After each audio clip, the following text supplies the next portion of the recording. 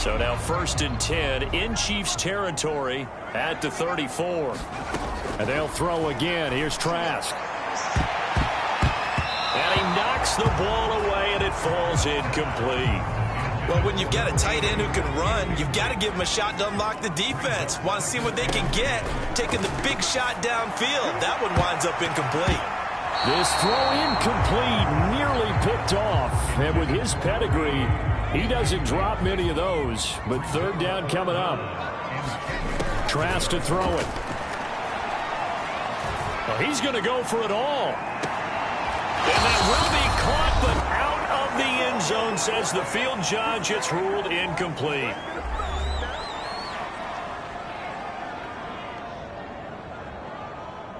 And I believe they buzzed down. They're going to take another look at this play with all reviews coming from the replay official here in the final 2 minutes of the half. They're taking a peek at whether or not those feet were in bounds, and obviously a big call here in the end zone.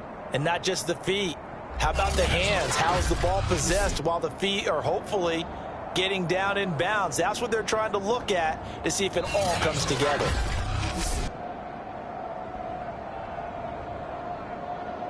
After reviewing the play, the ruling on the field is reversed. So that challenge, a successful one.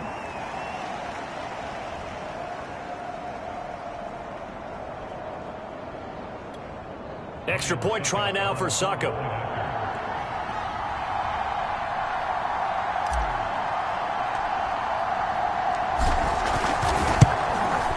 And we've got a good one brewing. We're all knotted up at 14.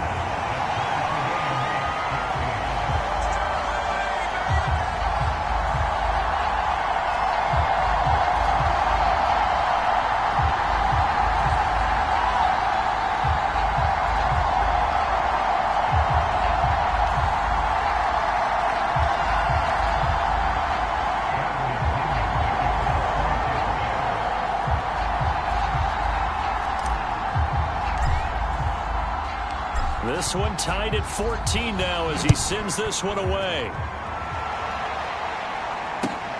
Pulls it in at the 13. And able to take it past the 25 and up to the 28-yard line.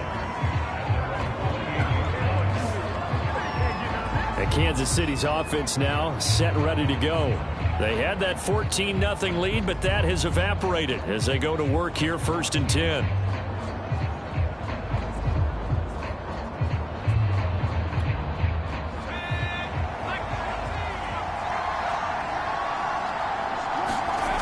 They'll try and start this drive in the air. This will be taken in by Hightower. And he'll be out of bounds right at the 40. Good strong throw and catch right there. And so far in this game, the alleys have been open for them to get completions, and they're taking advantage of it. Now a throw here to his running back. They'll contain him to just 4. 2nd down.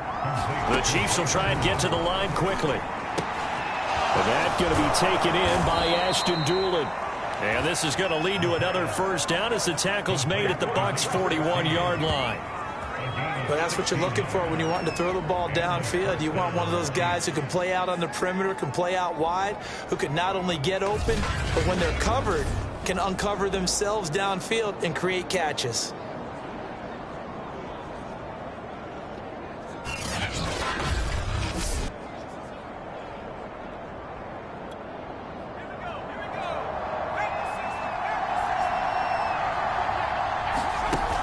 They go play action here on 1st down. Looking left side, and it's complete.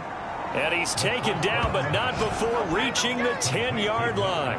It's a big play there for the Chiefs. These preseason games are big in the development of rookie receivers, and now their teams want to see if they're going to be truly NFL caliber. So oftentimes, offensive coordinators will call certain plays to see how they react. Give them a big check mark for that one.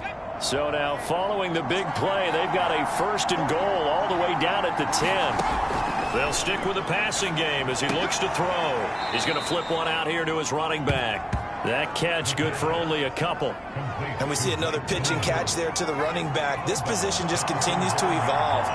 They become just as critical to the passing attack is a lot of receivers, tight ends, because their ability to make people miss in the open field can really generate big plays for an offense.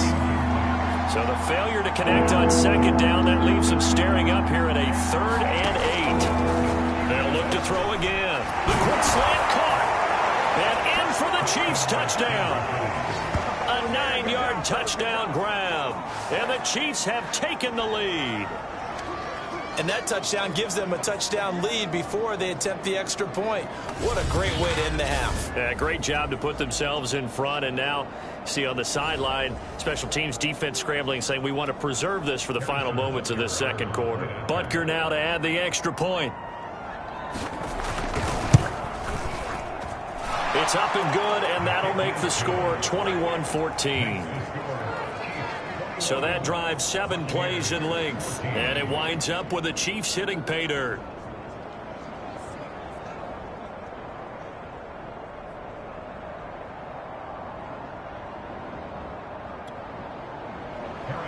Now after the touchdown, here's Butker on to kick it away. And here comes a return from a few steps into the end zone. And the decision to come out of the end zone is going to cost him 5 yards as he's taken down right at the 20. Here again comes the captain of this offense leading his crew back out there now. Been a decent start for him here in this first half, but they're losing. And I think as the captain of the offense, you probably always feel like you need to do more in that situation. The best have always felt that way, and they won't settle for anything less. So right now, his goal is to increase what he's doing on the field, try to make sure his teammates come along with him, and he feels like if I do better, everyone will do better. And that's what we're seeing from him right now. Got to have a little extra determination. Yeah, a little extra determination. He has thrown the touchdown pass, no interceptions for him personally to this point. So the line of scrimmage moves all the way across the 50 now as they come up 1st and 10. Is taken in one-handed. What a catch. I'll give them credit for a good read right there because they read the man coverage on the right side and sent the tight end a few steps down the field and then angled him to the left on a crossing route. He was able to get enough separation on this play to turn it into a nice gain.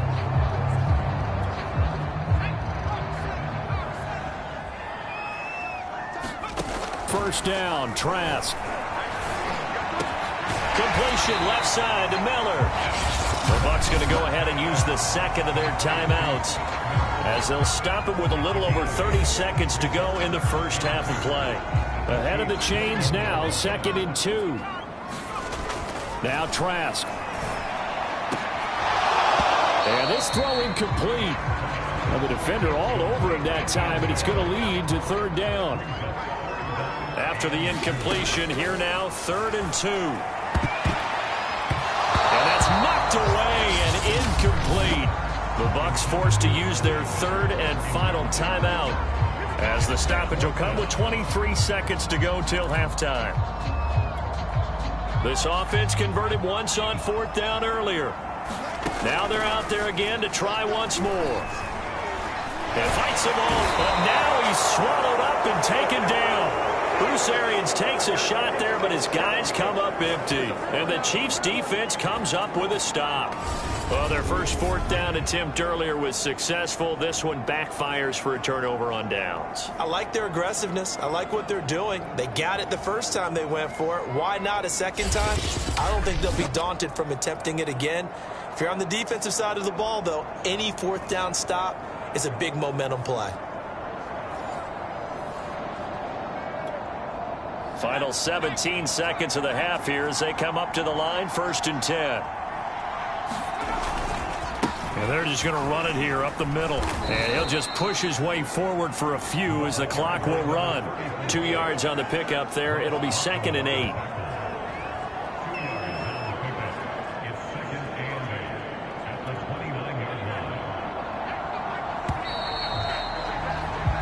So we have reached halftime in our first preseason. Boy, rough crowd. No football for 6 months already. We're skipping halftime. All right, let's get right back to the action. We're set for quarter 3.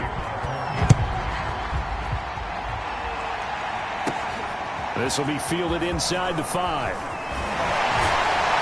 And He's up across the 25 and down at the 28.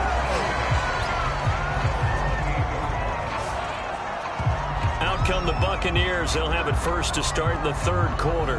And they're still very much in this game, although they do trail. What's the game plan, Charles, for the second half? It might be a little counterintuitive because most people will think losing equals passing the ball more, but I'd establish the running game. They kind of went away from it in the first half. I think if they get back in balance, it'll help them when they put the ball back in the air. After the incomplete pass, here now is 2nd and 10. 4 yards the gain, and it'll bring up a 3rd down. That 2nd down play call was not to pick up the 1st down. It was to accomplish what they did to get them into a manageable 3rd down because they had incompletion on 1st down, so they were behind the sticks, so to speak. They needed to make up some ground, and they did. 49. On 3rd down, Trask. And that is incomplete. But it appears they're going to come up empty on this first drive of the second half, still down by that slim margin. Yeah, and that's okay. You know, when you sit and analyze it, they're not happy about what happened, having to go to the bench.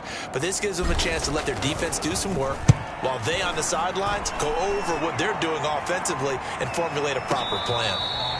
Just 34 yards on the punt there, no return. And it's Chiefs football, 1st and 10.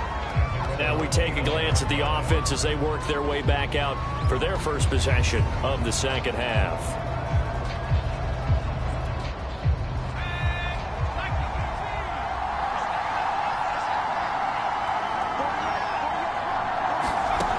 They'll come out throwing here on 1st down.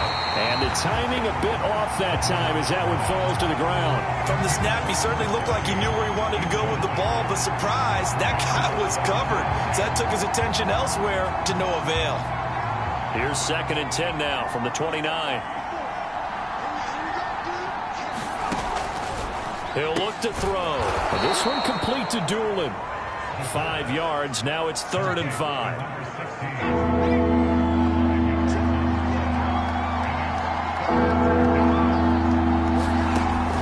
Back to throw. A throw on the money there to Doolin. And this effort won't be enough as they rally up to stop him a couple of yards short. They stop him for only 3 that time, and that'll bring up 4th down. Here's J.K. Scott now as he'll kick it away for the 2nd time.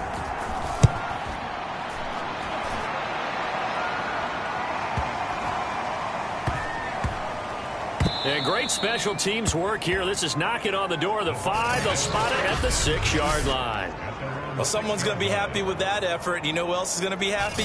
His defense. Absolutely. He's created a very long field for that offense to try to traverse. And he got some help from Mr. Football there, checking up nicely. Good English on that punt.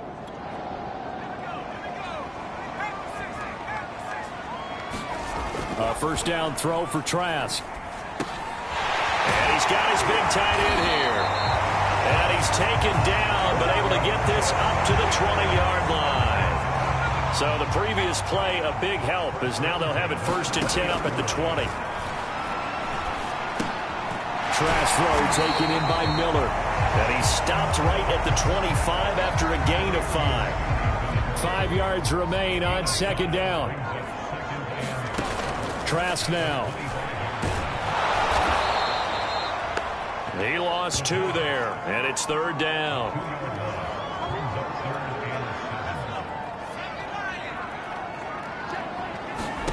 Throwing, Trask. And the throw there going to be incomplete. They went with the dime look that time on defense, just flooded the field with defensive backs, blanketed everyone, took away all the passing angles, thus the incompletion. Here's Bradley Pinion now as he's on to punt for Tampa Bay.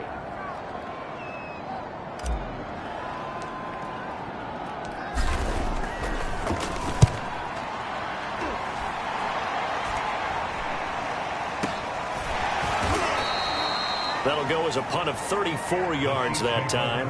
And out will come the offense as they take over.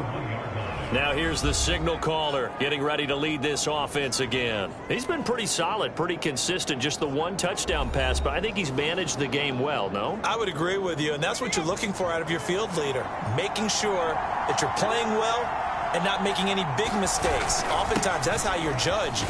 How big a mistake and when it occurs. No interception so far. They'll like that. I just want you to know that you agreeing with me, that's going to get me through this third and fourth quarter. Are you touched?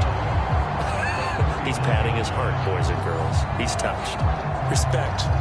First play of the drive goes the wrong way. Here's 2nd and 12. Again, they're going to go with Boone. He'll get about 3 as he's brought down right around the 42. And the box with an extra defender in the secondary now on 3rd down. They'll look to throw here. Oh, that's into a double team, and it's intercepted. Hooked off by Ross Cockrell. First week of the preseason, probably not the pass, the impression that the rookie wants to leave right there. Yeah, no probably about it, because that's not what you want to do to try and impress your new coaching staff. Try to impress your locker room. And most importantly, yourself. Probably spent all night last night saying, don't throw an interception early. Make sure you take care of the football. Well, now he's got it out of the way. Hopefully he can just settle in and move on. Well, that certainly has to feel good. It's not all the time that the play caller should get all the credit. Sometimes I think in the huddle, the quarterback just says, hey, who's going to make a play for me? I just need something right here. And the end result there, nice first down. Drive keeps moving. It's a short one here, complete to the tight end. 3 yards the gain there, 2nd down. They gave up the completion there, but this is what zone defenses count on. Catching the ball and not much run after the catch. To throw again on 2nd down. Trask. Toward the center of the field, but it's incomplete. Receiver coaches preach to their guys all the time. Separation, that's what's going to make the play successful. That time there was very little, and I think they were actually fortunate that it was only knocked away and not intercepted. He's caught on the sideline, but he's not going to have a first down. They say he was out of bounds, so a big call there. That brings up 4th. They certainly had good starting field position on that drive, but couldn't do anything with it after 3 plays. Have to admit that that's a disappointing end to excellent field position. When that drive started, they had 6 points that they were thinking about. And that is not going to get there. Oh, he missed it short. It's no good. And this score will stay right where it is.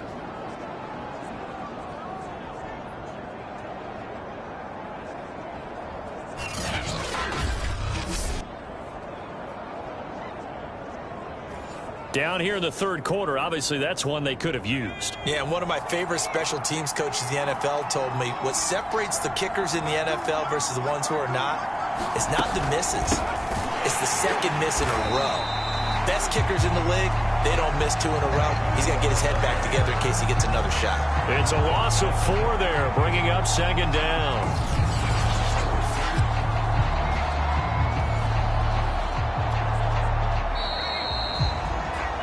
As they come to the line, they will not be able to get off another play as time has run out on this 3rd quarter. We'll return with more preseason football on EA Sports. 2nd and 14. He's got a man. It's his tight end. That's complete. That one good for the completion percentage, but no gain. It'll be 3rd down. As a defense, you're more balanced when you're in zone coverage because you're able to keep your eyes on the quarterback and see the play develop in front of you. You're able to keep the quick pass in front of them and stop it right at the line of scrimmage. And that will be incomplete. Critical play in this football game because if they pick up the first there, that clock keeps rolling. Has to be a little frustrating for them because they know that if they pick up a first down there and continue to eat away at the clock, really increases their chances of closing this one out. Now they're likely going to have to give the football up and sweat it out on the sideline. And a nice job here on special teams. This will be down inside the 10 at the 8-yard line. Absolutely love the flexibility of these punters. Their leg drive, able to get it way up in the air, and that allows their punt team to get down there and down it inside the 10 because they've had some time. On 1st and 10, Trask. And he's going to go down. He backed up into the end zone, and this this is going to wind up a safety. So that a double whammy. Not only do you have to give away the football, but the 2 points, that means this is now a 2-score game. Yeah, and that's tough to deal with, isn't it? This little time left. Those 2 points doesn't seem like a lot, but it means everything now. Those are going to be the ones we're going to look back on. Those 2 points right there, the play of the game. And he'll be set up with good field position here as he gets this up past the 40-yard line. Now, that's the kind of return you're looking for. To get it to that spot on the field, that allows you to do a lot of things on offense. Good starting field position for them as they come up 1st and 10 at the 41-yard line. They'll go with Boone. And he'll get it into enemy territory just across midfield at the 49. Now, after the running play, we've got a man down on the field. Definitely the last thing you want to see here in a preseason game. We'll be right back.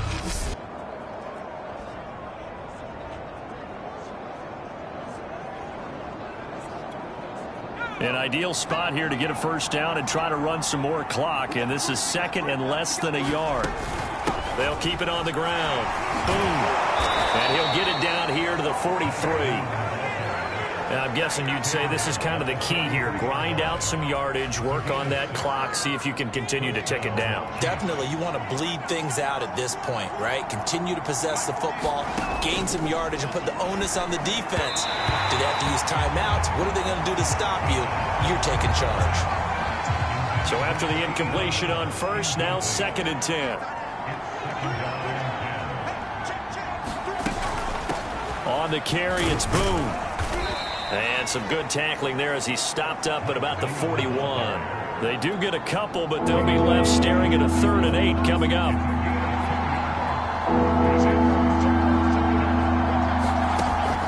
Looking to throw. He's going to wind up and air it out.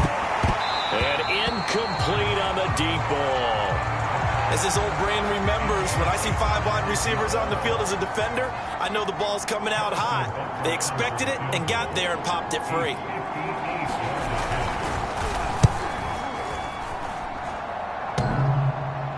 Online, but off the crossbar, no good.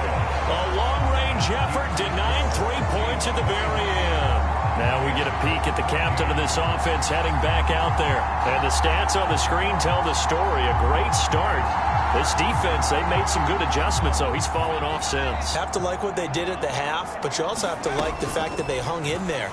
Despite the fact they had a tough first half, he was locked in, right? Rocking and rolling. They came out, made their adjustments, got their confidence back. Now they're causing him all sorts of trouble. So they'll come up after the incompletion for 2nd down. To throw is Trask. And his throw is incomplete. No coverage bust by the defense here. They did a nice job accounting for everybody, and that led to an incompletion. The Bucs on 3rd down. It's been a problem. Just 1 for 7 thus far. This is 3rd and 10. Open man is Miller. He's got it. And he is going to have the Buccaneers first down as they're able to get the 3rd down conversion. And a 2-score game, obviously, every play, every 3rd down, like we saw there, magnified, big pickup. It was a huge pickup. What they really want, though, is to not even get the 3rd down. They've got to maximize time and conserve as much as possible. And down he goes, taking it inside the 10, just shy of the 5 at the 6. A big play there on the catch and run. You're at the point in the game right now where you got to start taking some chances, and that chance paid off. And it's a good idea to be that aggressive because, truthfully, the defensive guys, they're just playing not to make a mistake. That often means you can make a big play against them. Now a chance to make that big play really hurt. It's 1st and goal just outside the 5. And he's brought down right at the 5-yard line. Give him 2 on the play. I'm wondering if the same thing went through your mind as mine. When I see a big man like that make a catch, all I keep thinking to myself is, big man with football. Look out, everyone. He may not juke you a whole lot, right? He may not run past you because of his size. You're talking about a guy weighing in the 270 range. But, boy, once he gets his mitts on the ball, he's going to be tough to bring down. And the pressure gets there. He'll go down. It's a sack. And it is going to bring us to the 2-minute warning. Now the Bucs going to use the first of their timeouts. That'll leave them with 2 remaining. We'll be back after this.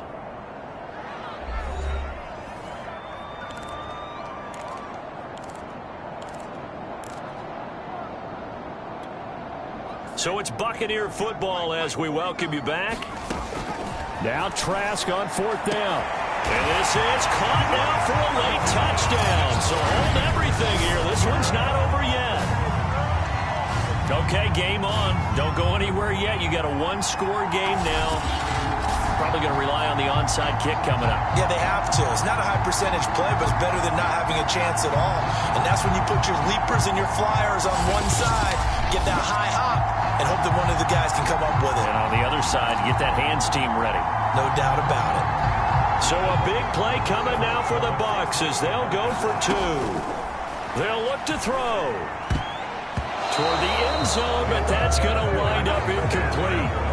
Should have been picked. Probably doesn't matter on a 2-point conversion, but still, as a former DB, you want to grab that ball when you can, don't you? You certainly do, and don't say it, because I know you're thinking it. Don't say it. What am I thinking? You know what I know what you're thinking. Well, if he'd had hands, he'd be playing on offense, right? That's true. You've said that before.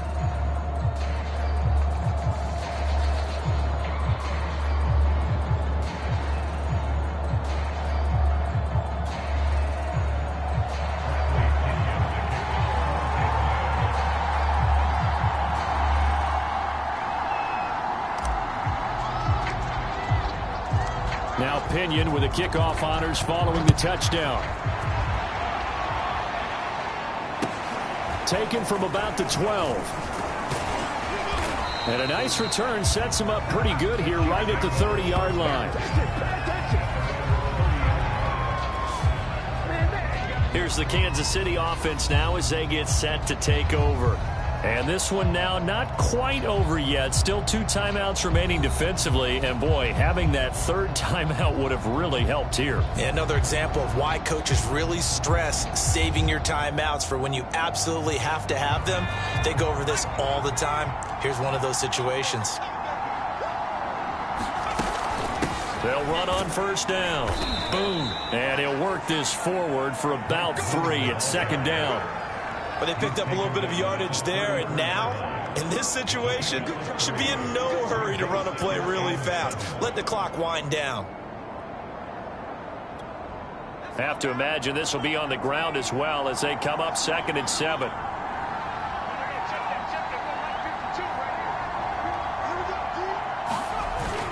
They'll keep it on the ground. Boom.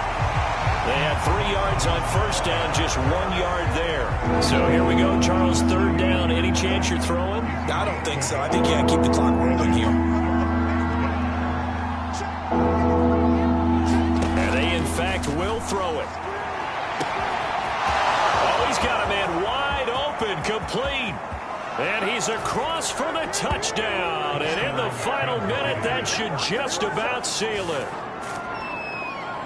They have to love seeing that from their young quarterback here in the 4th quarter, able to further that lead with a touchdown pass. He didn't go turtle, did he? And you know what I mean by that. I had an old coach used to say all the time, hey, when we have a lead late, don't just tuck in and try and ride it out. Go out and play and extend the lead. And that's what he did. Butker on for the PAT.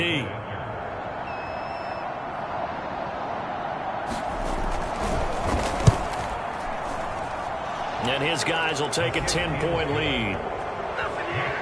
So they only needed 3 plays on that drive. And it's capped off with a Kansas City touchdown. Now after the touchdown, here's Butker on to kick it away. They'll elect to bring it out here from the end zone.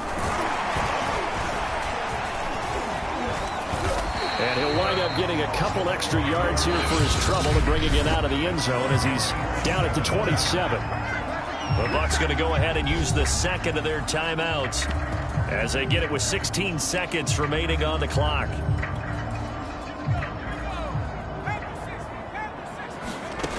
Trask on 1st down. Now a desperation throw deep downfield. And it's caught inside the 30. And they finally do get him, but not before he reaches the 27. And now with 6 seconds remaining, they're going to burn their final timeout. So now then, the big play has them all the way inside the 30 now, 1st and 10. Going for it all. And this is going to be caught. So it affects the final score, not the outcome, but it is a late touchdown here on the game's final play.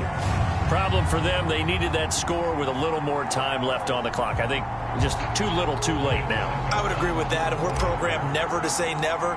But in this case, we're asking a lot for them to even think they have a chance. The extra point here is good, but the late touchdown can only draw the score a bit closer as this game is over.